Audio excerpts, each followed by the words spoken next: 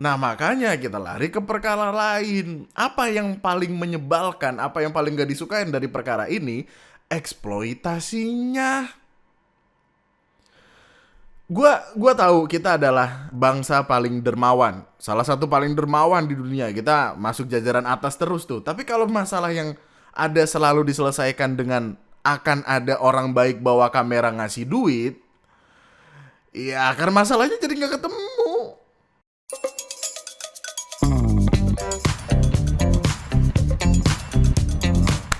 Oke, gua harap lu nonton video ini secara penuh dan dalam kondisi yang tenang. Karena kalau misalkan lu salah nerimanya, ini pasti bakal jadi berantem. Gini, kita udah pernah ngebahas kasus ini. Sederhananya, ada pedagang es kue gabus lagi jualan. Ada cewek ngebeli es kue itu, kemudian dia lapor ke polisi karena dirasa kurang sesuai. Polisi sama Babin Kamtibnas kemudian ngecek es itu, kemudian nuduh kalau es itu dibuat dari spons karena waktu diperes keluar air. Bapaknya diintimidasi, es itu dilempar ke muka bapaknya, terus bapaknya disuruh buat makan es itu yang mana itu ngenyek sekali, orang habis diperes. Habis itu bapaknya sempat dibawa ke polsek, di mana menurut keterangan bapaknya sempat ada kekerasan yang terjadi. Video itu kesebar di internet, kemudian rame dan diomongin sama orang-orang.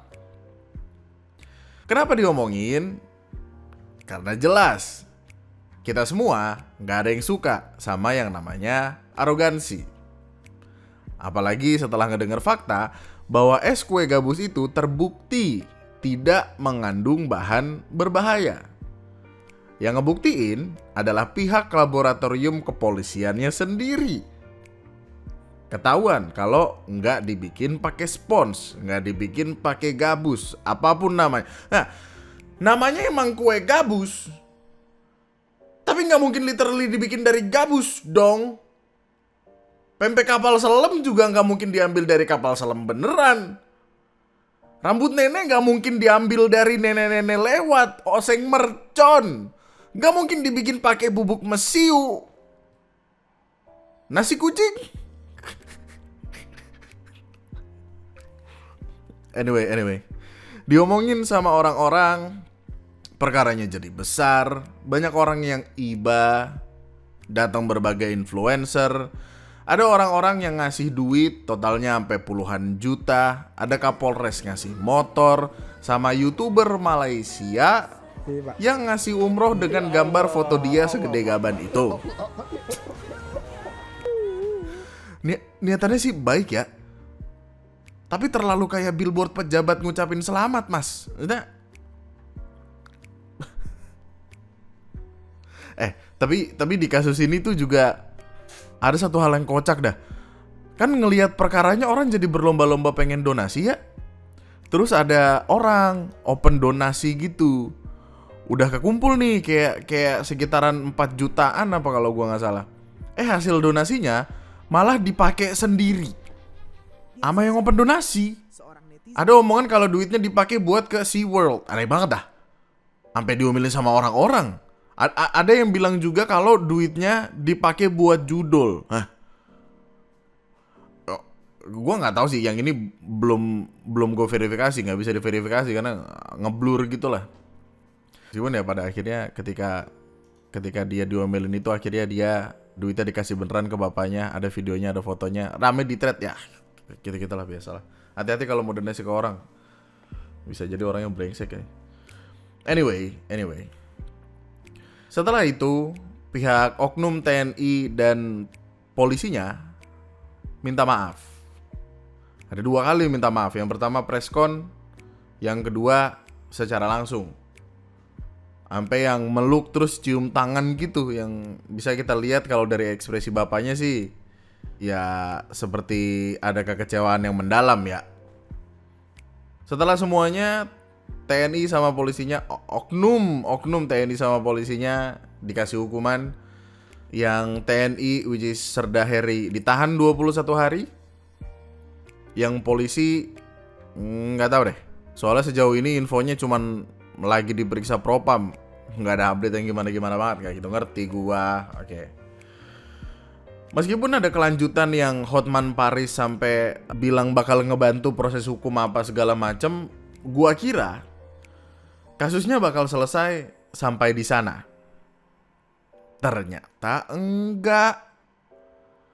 Tiba-tiba muncul video-video yang dikeluarkan oleh oleh Kang Deddy Mulyadi, yang seketika membagi internet menjadi dua sisi. Buat yang belum nonton videonya, mungkin bisa ditonton dulu videonya, karena beneran deh, lu gak bakal ngerti apa yang didebatin kalau lu belum nonton video-video itu. 3 video ini akan susah untuk kita ngebahas lebih lanjut kalau lu gak ngerti apa yang terjadi di 3 video itu. Makanya ada baiknya ditonton dulu. Meskipun rada canggung sih ya buat nontonnya. Wah, sangat sih. Sangat yang canggung gitu loh. Ada 3 part bro. 3 part. Nangis gak lu nonton ini? Gua waktu nonton sama kawan-kawan gelisah sendiri. Gimana gitu feel-nya. Persis banget kayak lu nonton Tinggal Meninggal, filmnya Christo Emmanuel. Persis banget. Oke, let's say lu udah nonton videonya full. Lu harusnya tahu poin-poin ini, karena poin-poin dari videonya KDM adalah Nih tolong biarin gue jelasin dulu nih ya. Jangan pada berantem dulu ya. Ini penting soalnya nih kalau pengen tahu keseluruhannya. Ya gini. Poin dari video KDM adalah bapaknya berbohong tentang kenapa bapak itu bohong, tentang ada masalah apa yang melatar belakangi kebohongannya itu kita akan bahas belakangan. Tapi faktanya adalah bapaknya bohong. 1, bapaknya berbohong dengan bilang belum dapat bantuan, padahal di saat itu baru aja dapat motor dari Kapolres. Ketika dikonfront, kan kemarin udah dapat motor, bapaknya berdalih dengan motor itu kan buat anak nomor 2-nya, buat dipakai ngojek. Seolah-olah karena itu bukan buat bapaknya, jadi kayak belum nerima. Yang kemudian di video selanjutnya, di video kelanjutannya, ada penjelasan dari Pak RW-nya kalau anak-anaknya belum ada yang bisa bawa motor. Kira usahanya apa? Iya. Atau anaknya bisa jadi Gojek? Bisa. Hah? Bisa. Ya motor baru kan bisa jadi Gojek anaknya. Iya. Saat ini anak-anak ini belum pernah bisa mengendarai motor, Pak. Saat ini memang katanya motornya pakai anak ya? Belum pernah punya. Nah, sekarang motornya dipakai apa? Sekarang kan masih dibungkus, Pak. Lalu yang kedua, bapaknya ngomong kalau anaknya sekolah di sekolah negeri, disuruh bayar 200.000 per bulan. Yang kemudian bapaknya ngomong butuh duit 4 juta. Diulang berkali-kali pertanyaannya. Soalnya dia kan gubernur ya, dia tahu sekolah di negeri itu gratis. Kenapa tetap bayar? Turns out ketahuan di video ini kalau ternyata anaknya itu bukan sekolah di sekolah negeri, melainkan sekolah di sekolah swasta. Itulah alasan kenapa harus bayar. Dan yang ketiga, yang paling fatal adalah status rumah. Bapaknya berulang kali bilang pusing, berulang kali bilang banyak pikiran, kurus banyak pikiran karena dia nunggak bayar kontrakan. Yang ternyata bapaknya nggak ngontrak, bapaknya punya rumah sendiri. Udah dikasih uang 10 juta buat bayar kontrakan setahun, tapi ternyata ya dia nggak ngontrak. Dia punya rumah sendiri. Itu banyak hal yang sebenarnya masih bisa dibahas habis ngelihat video ini, tentang gimana bapaknya yang terlihat seperti memiliki gangguan dalam berkomunikasi, tentang bapaknya yang seperti nggak punya akses sama informasi. Sampai di awal tuh bahkan bapaknya tuh nggak yang kenal-kenal banget sama KDM. Maksudnya bapaknya bingung KDM siapa apa segala macam. Di awal aja KDM bersikap main role play gitu dengan bilang saya bukan KDM gitu-gitu, dan bapaknya percaya. Dan gue tahu lu harus lihat bigger picture-nya, tapi di momen ini sih rada gimana gitu. Saya bayarin sekolahan anak bapak sambil ngecek anak bapak sekolahnya di mana. Iya, Pak. Mau saya langsung bayarin ke sekolahnya sama kontrakannya. Iya, Pak. Jangan diambil, kan mau dibayarin langsung. Ya? Udah. Masih- Oke? Iya. Mantap tidak? Mantap. Masih, Pak, ya. Mantap. Tapi bagaimana, Pak? Orang tua saya meninggal. Ya udah, itu kan zaman dulu, Pak. Bapak udah tua sama dengan saya.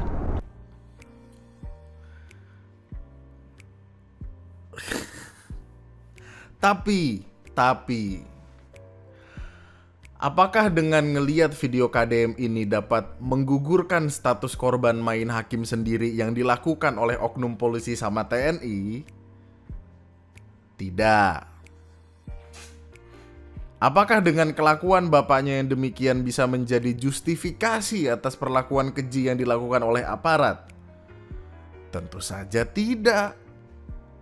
Cuma, apakah wajar kita menyayangkan perilaku beliau yang kelihatan sangat oportunis itu? Manusiawi.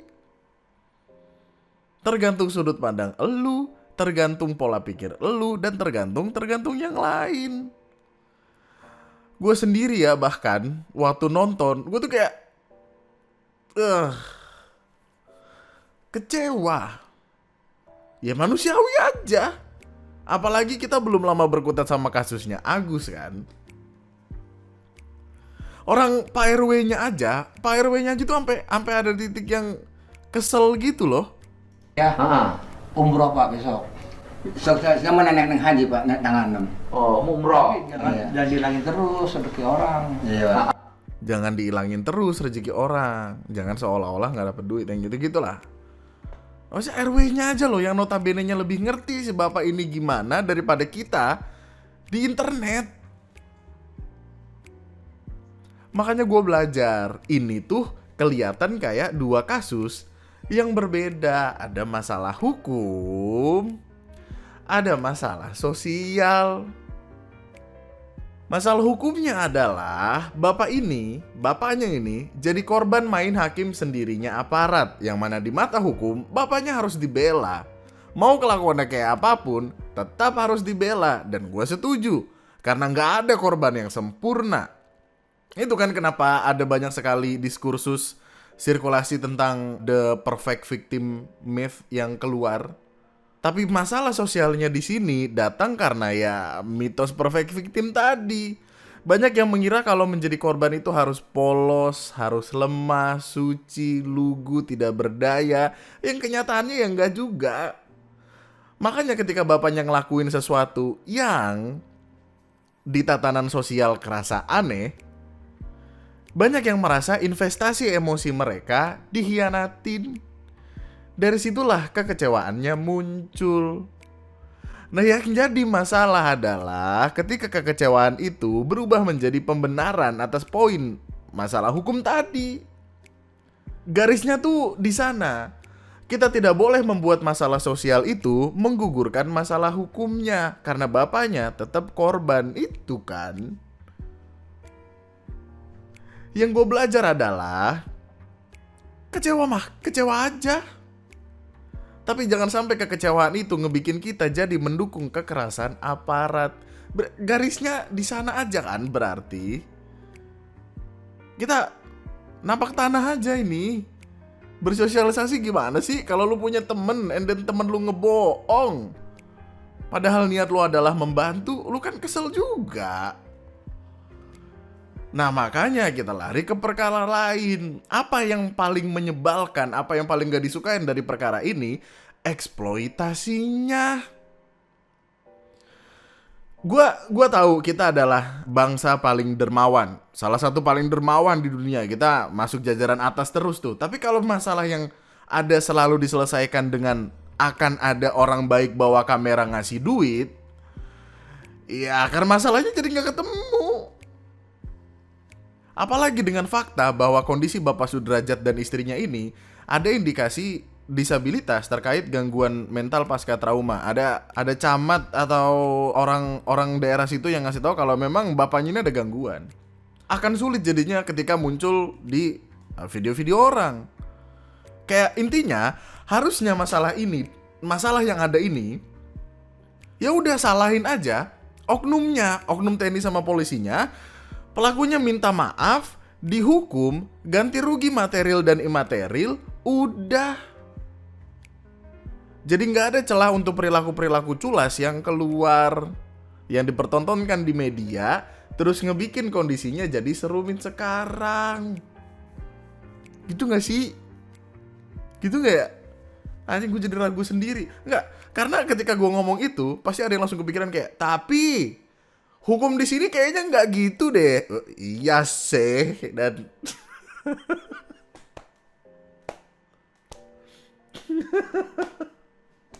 lu udah lihat yang video bapaknya minta mobil belum? Jadi intinya tuh bapaknya dikasih motor, captionnya tuh bapaknya dikasih motor ngelunjak jadi minta mobil yang ada di acara TV ini.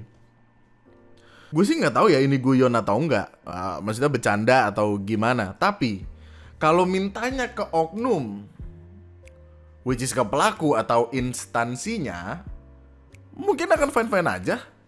Dan gue rasanya akan fine-fine aja. Maksudnya aparat adalah representasi dari negara. Negara yang seharusnya bertanggung jawab akan ini.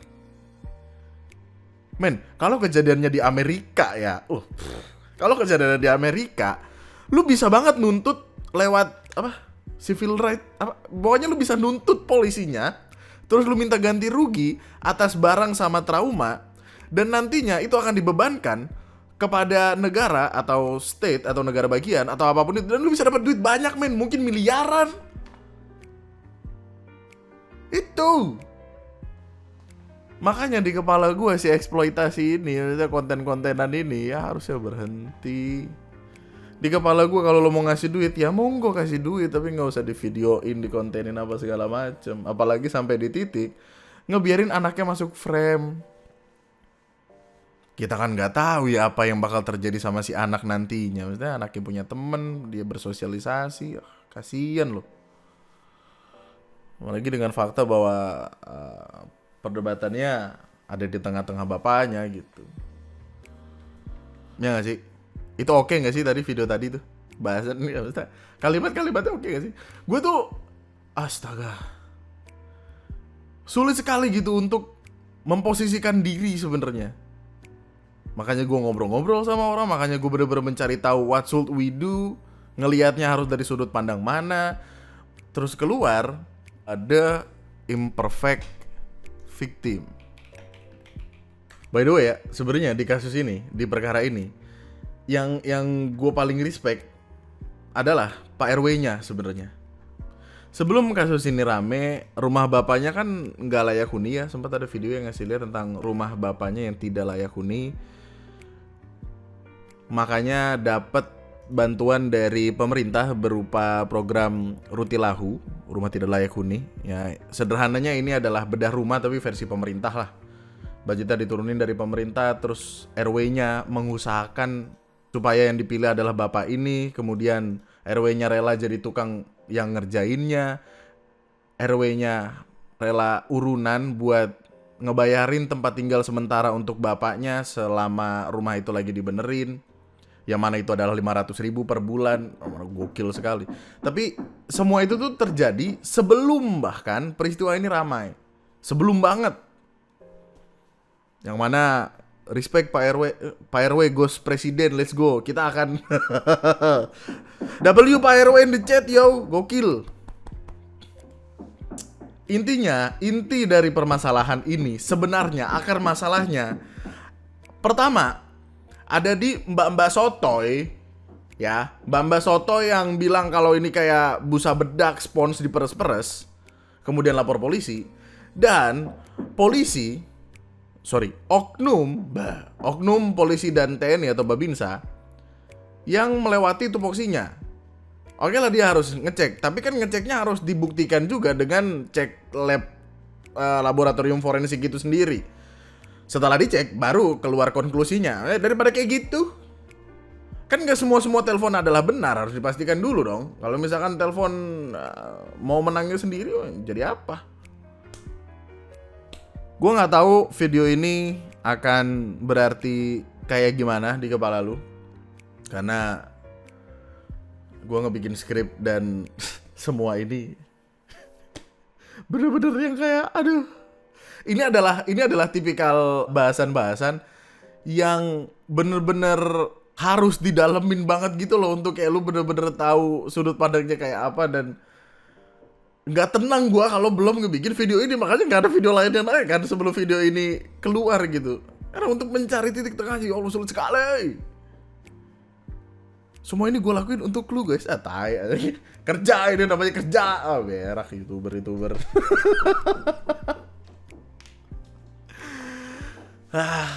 Anyway, tuliskan opini dan pendapat lu di kolom komentar di bawah.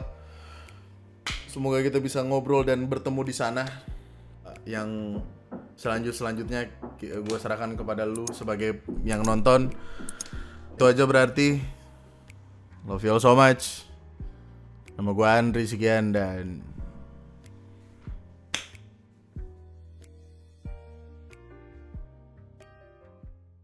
gue tuh bener-bener pengen ketika record, gue pengen nunjukin ini karena ini keren. Lu lihat. Bus gitu, terus ini nyala gitu nih. Gue udah memamerkan ini di live, tapi gue pengen memamerkan ini di video, tapi kayaknya momennya nggak tepat gitu. Terus gue kayak